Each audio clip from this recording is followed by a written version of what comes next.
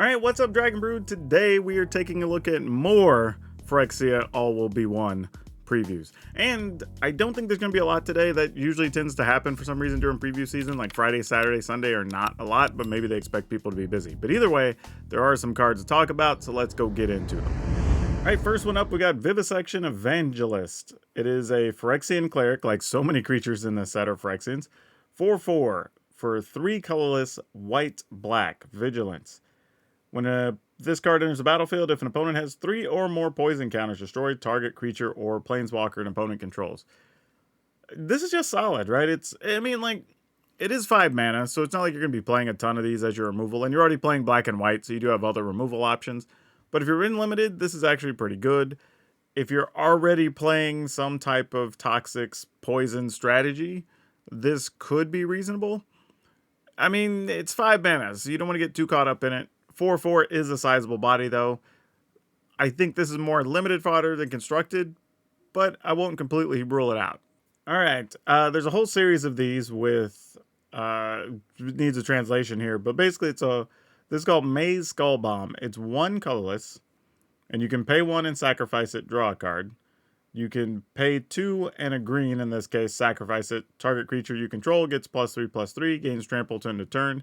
You draw a card, activate only as a sorcery. Now, this is interesting because if you played the old stuff, there were spell bombs. And this is kind of in that light, where you could draw a card, or you could do whatever the card said and get some ability.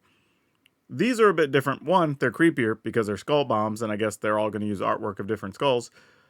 But you get to just draw a card, or you can pay a higher cost and get an effect and the card. That's actually significantly different, because that means no matter what, if you play these, you are going to get cards. And that puts it in a situation that you could potentially just play these in a main deckable part of a list. Now, as an example, let's say we were playing like mono green with artifacts, because that's the thing we did, right? We could possibly play like 2 of these because it does give something +3/+3 and trample, right? That's significant. Nothing to turn your nose up at. So maybe, and you'll get a card whenever you crack it. I'm not saying it's great, but I could see where maybe a couple of these make their way into some deck lists. And I'm sure the blue one probably bounces a thing, and the red one deals damage, and, you know, that whole thing.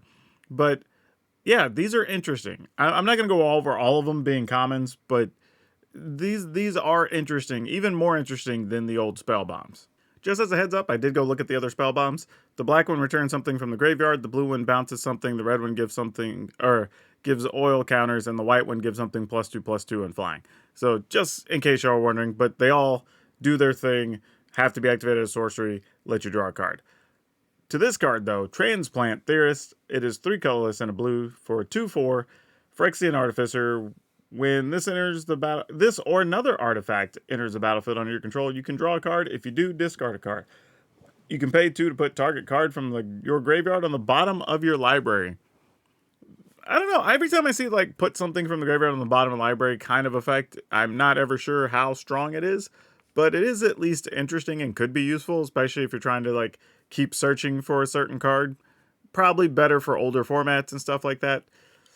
It is a 2/4 sizable body. The card itself is an artifact, so that could matter. And, you know, if you're just digging for a certain card, maybe you want to fill the graveyard, this could be good for that. At 4 mana, not sure how badly you want to play it, but there are some corner case situations where this could be the right card. Vran, Executioner of Thane, colorless and a black for 2/2. It's a legendary Phyrexian vampire, so new vampire, kind of neat. Whenever 1 or more other creatures you control die, each opponent loses 2 life, you gain 2 life. This ability triggers only once each turn.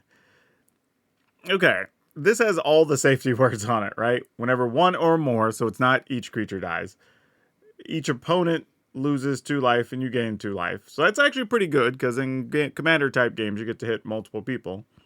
The ability only triggers once a turn. It also only triggers for creatures you control.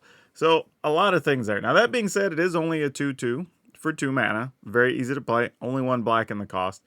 It is both a Phyrexian and a vampire, which could be relevant for a couple of different things. If you're playing something like a sacrifice deck already, this is pretty solid.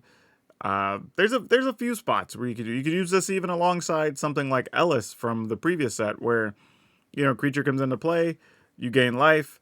Whenever it dies, you drain the opponent. You'd be draining them for 3, and then you gain 2 with these on the board. So there's a few different things you could do with this. Also, even if you're just running tokens into battle and they die, like this doesn't say non-token creature, so you could just be getting the opponent for 2 damage a turn, or they let the 1 damage through from the token, right? So yeah, this card's actually not bad. It's not stellar, don't be wrong. It's not like, you know, going to set any records out here, but it's actually just a solidly built card. All right, Tyvar Stand. X and a green for an instant. Target creature you control gets +X/+X and gains hexproof and indestructible until end of turn. Wow. I don't know if you've been looking for something to do with all that mana late in the game. This is reasonable. I mean, you get to pump a creature for however much mana you have. You can use it defensively. Even if you give it +0, just for 1 mana, it's another card that gives stuff indestructible and hexproof. So I actually kind of like this. I don't know if I like it more than Tamiyo's Safekeeping, in the sense that Tamiyo's Safekeeping can target and protect any permanent, and you gain 2 life. However, the flexibility of using this late to be able to pump something for 4 or 5, really, really big, honestly. Even on defense, because it's an instant. So yeah, this is an interesting one. This is one like I want to be playable, but I don't know if it's quite good enough. But you can probably play 2 in your list to start with and go from there. All right, this is an Argentum Masticore, 5 mana for a 5/5. First strike, protection from multicolor. At the beginning of your upkeep, sacrifice this unless you discard a card. When you discard a card this way, destroy target non-land permanent an opponent controls with mana value less than or equal to the mana value of the discarded card. This has potential. Partly if you have a way to keep drawing cards or put something in your hand, like this is just going to let you kill things indiscriminately, which is kind of awesome. I say indiscriminately. It does have to be of the cost or less, but that's actually pretty cool. It's a 5/5 for 5, big body, has first strike, it's going to be hard to kill or attack through. It has protection from multicolor. Not sure how much that matters lately, but it does matter. It's not inconsequential. Yeah, this is an interesting. I think the discarding portion is going to be the hardest to maintain, but if your deck has a mechanism to support that, this could be a card for you. You know, it's maybe it's something worth thinking about. All right, we have Kethis, Crucible, Goliath, 2 colorless, red-black, legendary creature, Phyrexian beast, 4/4. At the beginning of your end step, you may sacrifice another creature. If you do, reveal cards from the top of your library until you reveal a non-legendary creature card with lesser mana value. Put it on the battlefield, then put the rest on the bottom of the library in any order. This is an interesting card, right? Because it's a 4/4 for 4, which is fine. It is another Phyrexian. I don't know if that matters or not. It is a beast, and we have a couple of cards that have referenced beast from previous sets. But this is neat because the effect happens during your end step, so you have all turn to do whatever you want to do with the actual card. You can set your deck up in some ways if you only, well, not really, I guess, because this would be lesser than, but this can help you find something else, maybe get another trigger if you want to. Maybe you just need a creature to go to the graveyard to trigger something. This is an interesting card. I don't know where it goes right now, but I feel like it's going to go somewhere. Right, and that's it. Today's was short and sweet, but I do think we still kind of got to learn a few things where you had some throwback cards. We kind of start seeing some discard, sacrifice mechanics. So there's some cool stuff here. Matter of fact, they've got a couple of things that could help the sacrifice deck. So that could be kind of cool too for those players going forward. So far, the set has shown us a little bit of everything for everyone. But if you want to see what I'm talking about, check out yesterday's video so you can get caught up and stay up to speed on these previews.